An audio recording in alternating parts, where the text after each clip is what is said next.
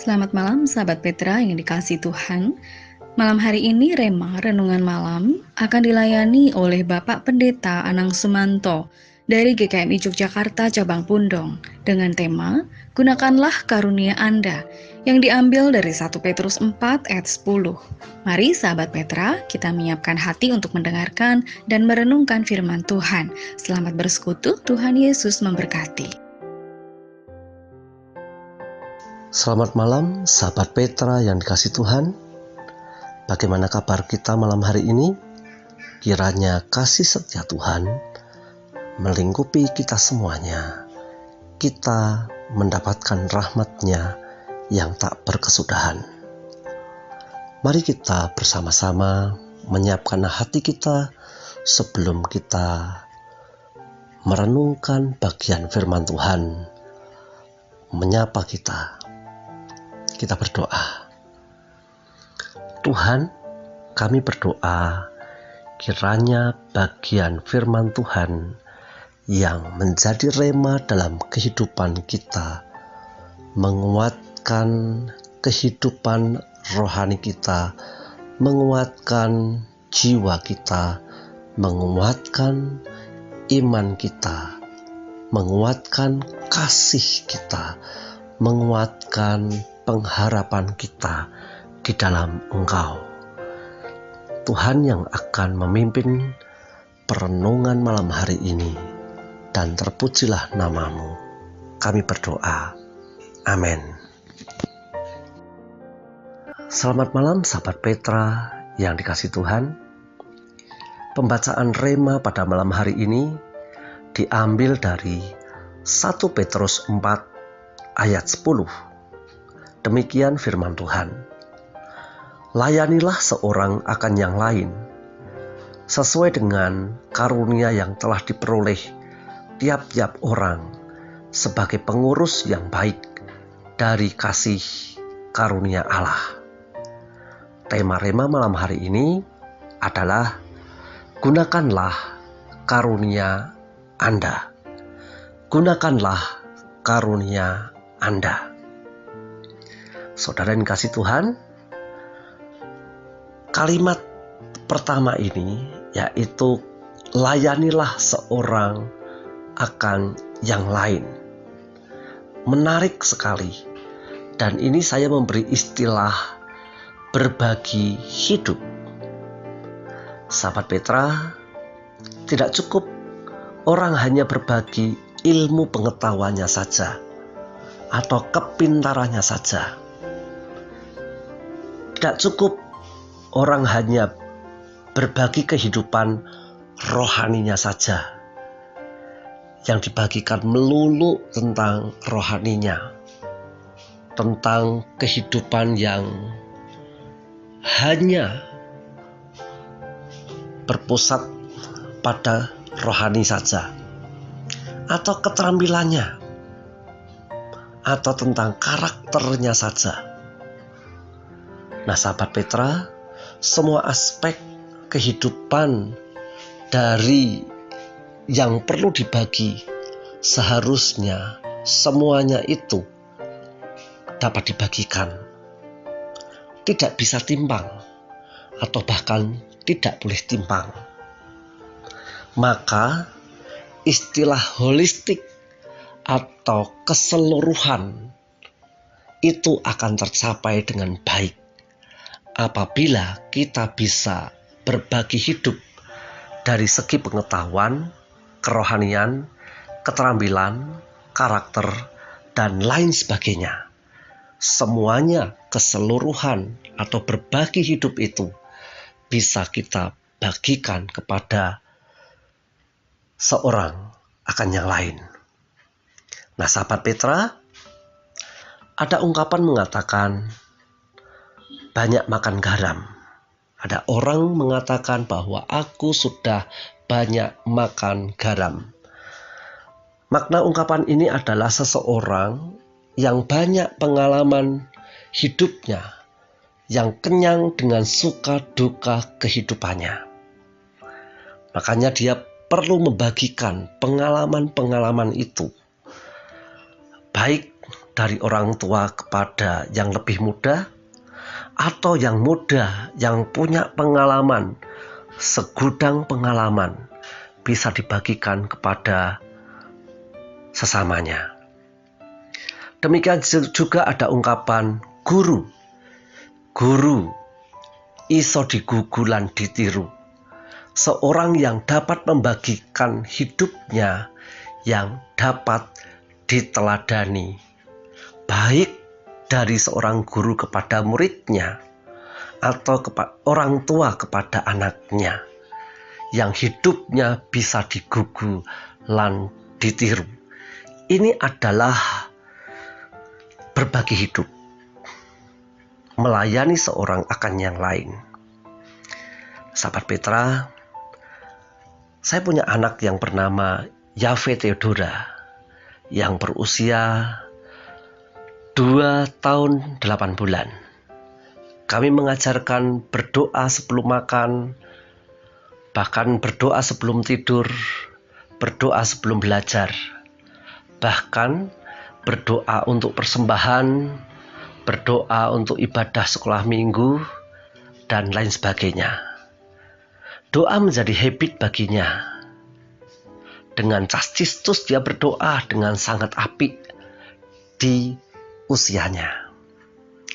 Demikian juga ada 3 kata yang menjadi habit baginya, yaitu maaf, tolong, dan terima kasih. Ini menjadi habit bagi dia, di mana kami mengajarkan perlu minta maaf bila ada kesalahan, perlu minta tolong bila tidak sanggup, perlu bilang terima kasih sebagai ungkapan sukacita karena sudah dapat uluran kasih dari seseorang. Nah, anak saya ini setelah biasanya pagi hari saya mandikan, pada saat dia mandi, dan kemudian setelah selesai dia mengatakan kepada saya, "Bapak, terima kasih, Yave sudah dimandiin." Nah, ini menjadi habit bagi dia dan sudah sesuatu yang tidak perlu dia pikirkan lagi gitu ya. Nah, sahabat Petra kasih Tuhan, juga setiap pagi, siang, bangun tidur, atau apapun, pagi, siang, atau bahkan sore bangun tidur, anak saya selalu memberi sapaan kepada kami.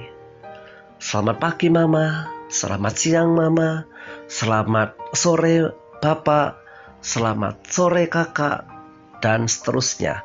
Ini juga menjadi habit bagi dia.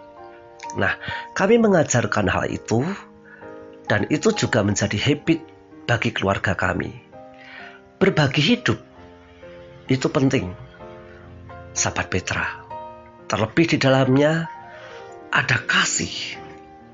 Bila kita membaca ayat 8, 1 Petrus 4 ayat 8a, tetapi yang terutama, kasihilah sungguh-sungguh seorang akan yang lain. Berbagi hidup itu adalah berbagi kasih. Sama halnya ayat ini, bahwa sama dengan layanilah seorang akan yang lain. Artinya kita memperhatikan seorang akan yang lain, bukan untuk diri sendiri atau kesombongan, melainkan saling melayani, atau bahkan melayani yang menjadi gaya hidup bagi pengikut Kristus. Melayani sebagai gaya hidup kekristenan, namun ada standarnya. Nah, sahabat Petra yang kasih Tuhan, apa itu standarnya? Yang pertama, sesuai dengan karunia yang telah diperoleh tiap-tiap orang. Sahabat Petra, Tuhan memberikan karunia secara gratis.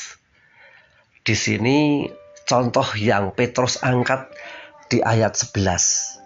Jika ada orang yang berbicara, baiklah ia berbicara sebagai orang yang menyampaikan firman Allah.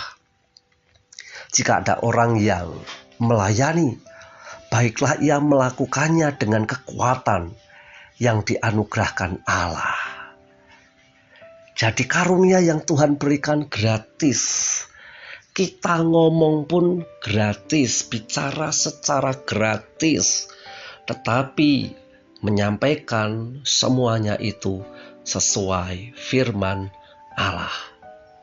Jadi firman Allah harus mendarah daging dalam kehidupan kekristenan kita.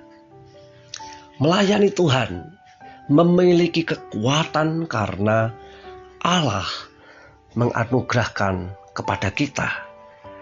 Sahabat Petra, kita diciptakan sebagai pribadi yang unik.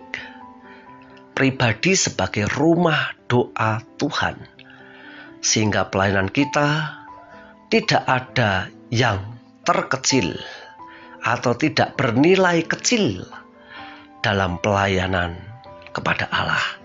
Semuanya Tuhan hargai, semuanya Tuhan nilai, semuanya diperhitungkan Tuhan.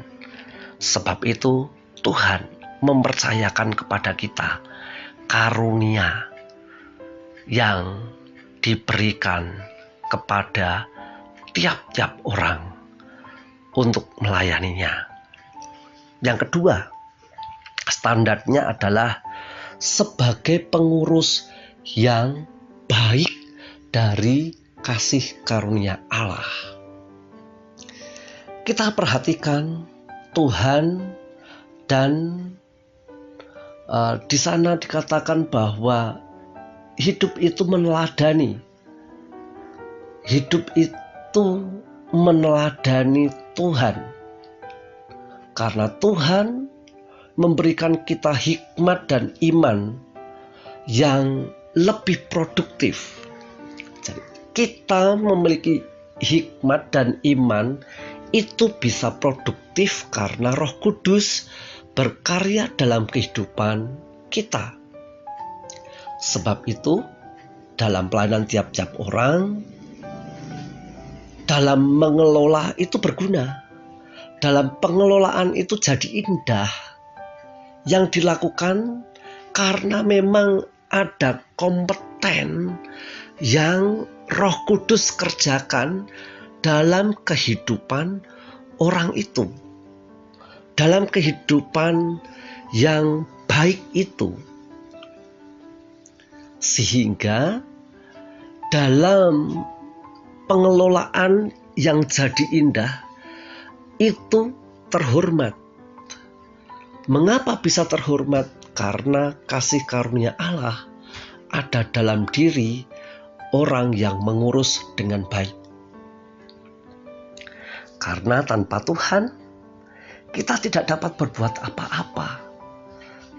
Bisa kita baca di dalam Yohanes 15 ayat 5. Sahabat Petra, kita diberikan karunia dari Allah dan pergunakan karunia itu juga sepantasnya berpusat pada Allah.